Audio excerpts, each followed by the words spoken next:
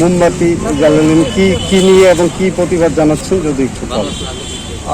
সাম্প্রতিককালে বাংলাদেশে বিভিন্ন জায়গায় সংখ্যালঘু বর্গ হিন্দু, খ্রিস্টান, বৌদ্ধ বিভিন্ন ধর্মের উপরে বিভিন্ন জায়গায় আক্রমণ করা হচ্ছে। তো আজকে এখানে আমাদের এখানে সেবালয়ের উদ্যোগে আরও অনেক বিভিন্ন সংস্থায় যারা কাজ করেন সবার উদ্যোগে এখানে শান্তিপূর্ণভাবে মোমবাতি জ্বালিয়ে সেটার প্রতিবাদ করা হচ্ছে। আমরা জানি বাংলাদেশ সরকার শেখ হাসিনাজির নেতৃত্বে ভালো কাজ করছেন। সরকার চাইছেন যে এরকম না হোক, কিন্তু কিছু কিছু সেখানে যারা দুষ্কৃতিকারী তারা বিভিন্নভাবে বিভিন্ন জায়গায় সেটা গত কয়েকদিন যাবৎ করে চলেছেন, আমরা দেখেছি। তো আমরা আশাবাদী যে সেখানকার সরকার এটা খুব কঠোর হস্তে মোকাবেলা করবে এবং শান্তির পরিবেশ ফিরিয়ে আনবে।